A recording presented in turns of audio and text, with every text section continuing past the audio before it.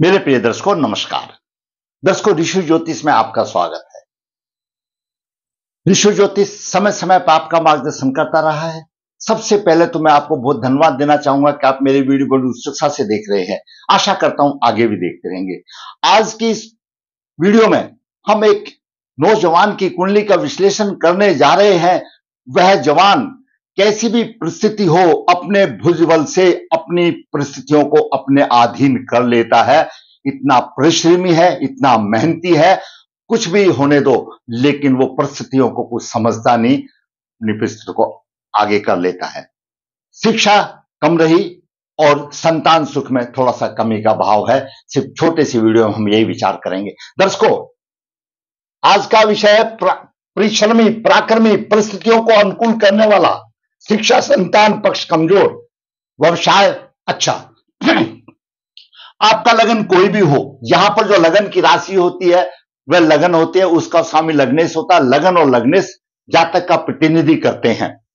यह धन का भाव है, यह पराक्रम का भाव है, सुख का भाव है, पंचम भाव शिक्षा बुद्धि का भाव है और सप्तम भाव जीवन साथी और रोजगार का भाव है।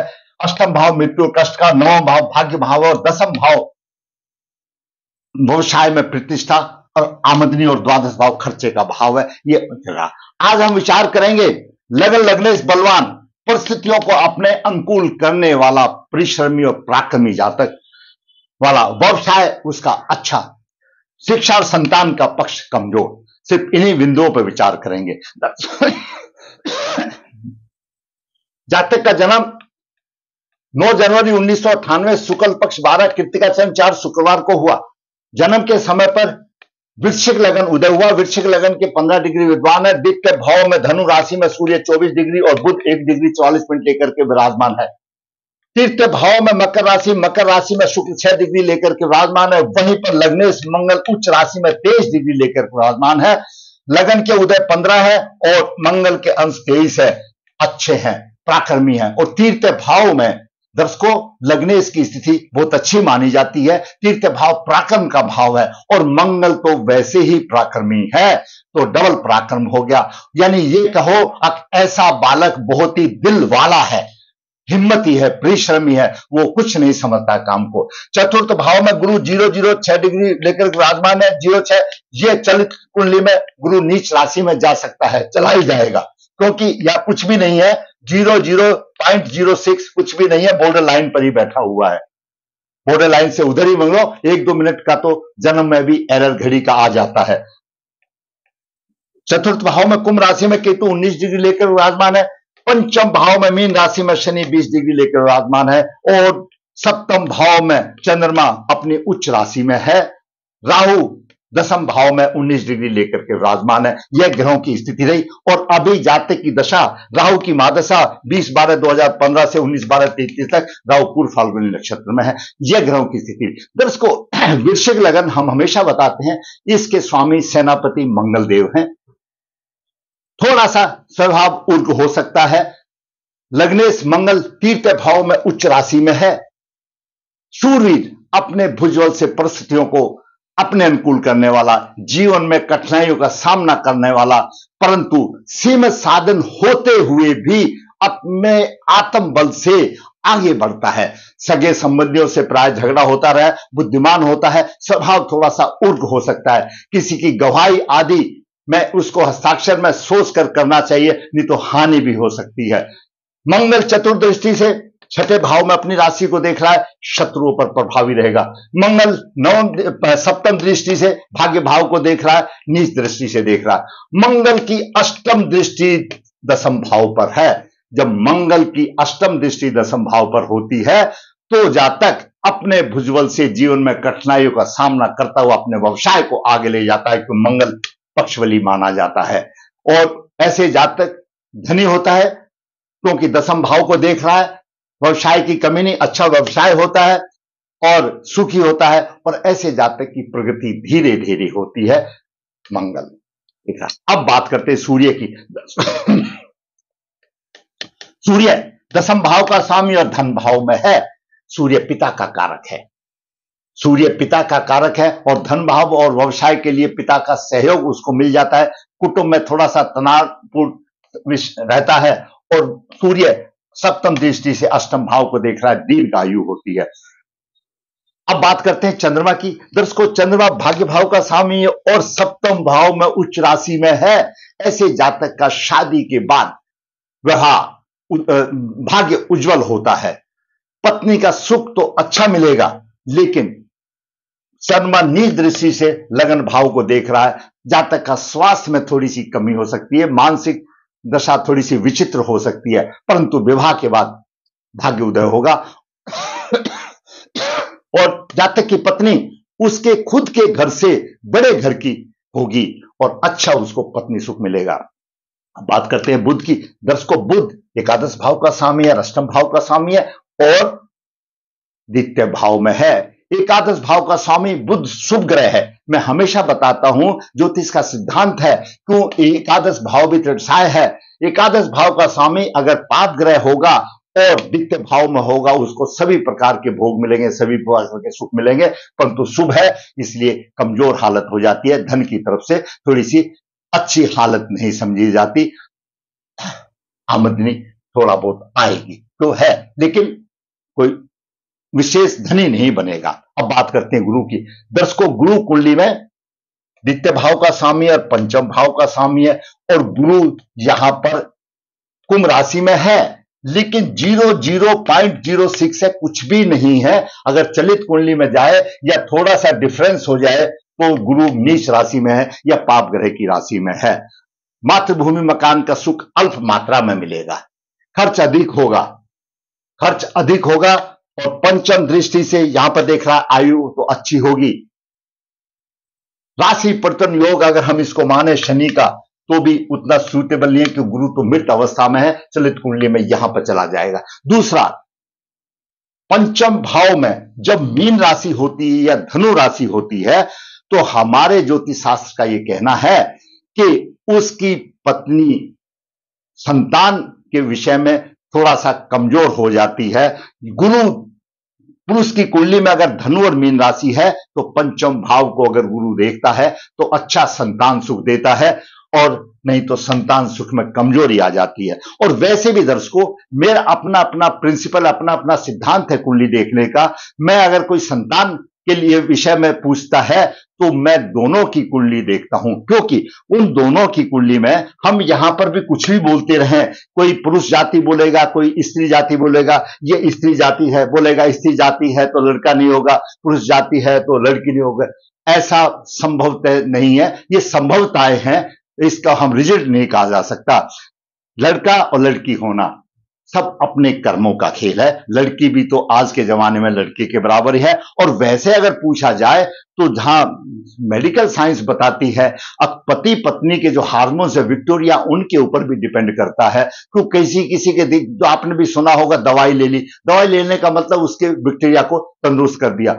तो पति पत्नी की दोनों की कुंडली में यानी संतान योग देखना अति उत्तम रहता है, तो उसके पास नहीं है, तो यहां पर थोड़ा सा कमजोर है, संतान सुख थोड़ा कमजोर है। और शनि हो गया, शनि आ जाने से यहां पर शनि आ जाने से और परेशानी वाली बात आ जाती है। अब बात करते हैं शुक्र की। शुक्र द्वादश भाव का स्वामी है और सप्तम भाव का स्वामी है और पराक्रम भाव में बैठ गया, खर्चा अधिक होगा। जहां तक कि स्त्री भी अच्छा खर्च करने वाली होगी और स्त्री पक्ष से थोड़ा सा कमजोर भी होगा और धर्म पालन में थोड़ी सी कठिनाई होगी। अब शनि की बात करें तो शनि तीसरे भाव का स्वामी, चतुर्थ भाव का स्वामी, पंचम भाव में है। संतान तो होगी लेकिन उससे मतभेद रहेगा। चतुर्थ, ऐसा बालक चतुर तो होता है, होशियार भी होता है और अपनी बातों के सामने किसी को जाने नहीं देता। वाद विवाद प्रतियोगिता के लिए ऐसा जातक फिट होता है, क्यों पराक्रमी है और शनि यहां पर बैठ गया, शनि भी बलवान है, किसी को नहीं जाने देगा, तो ऐसा जातक अच्छा होता है। व्यवसाय में शनि की तीसरी दृष्टि यहां पर सप्तम भाव पर है, व्यवसाय में अच्छा होगा और दाम्पत्य सुख में अच्छा होगा, स्त्री सुख में अच्छा होगा। सप्तम दृष्टि से शनि यहां पर देख रहा है एकादश भाव को, एकादश भाव मित्र राशि है, आमदनी को इस तरह से खींचेगा। लेकिन दसम दृष्टि शनि की यहां पर कुटुंब भाव में है, तो धन की कमजोरी रहेगी और कुटुंब से अनबन रहेगी, कुटुंब से मधुरता नहीं रहेगी। ऐसे जातक की कुटुंब से मधुरता नहीं रहेगी। अधिक परिश्रम करने के लिए धन की विशेष शक्ति करने की कोशिश करेगा, क्यों हमेशा शनि परिश्रम कराता है।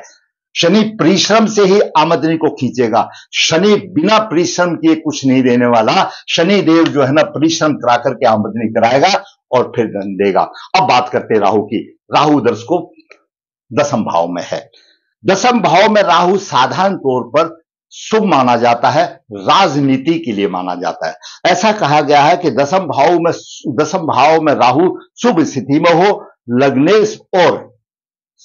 लग्नेश या दशमेश को प्रभावित करे तो उसको राजनीति में 4 चांद लगा देता है। लेकिन राहु यहां पर शत्रु राशि में हो गया, शुभ स्थिति में नहीं है, प्रबल शत्रु राशि में हो गया, थोड़ी सी दिक्कत देगा। लेकिन मंगल की अष्टम दृष्टि राहु को दबा रही है। राहु काम नहीं कर रहा, तो मंगल उसके सुपरलेटिव 23 डिग्री लेकर के बैठा हुआ राहु की 19 से राहु को दबा रहा है, अच्छा काम देगा।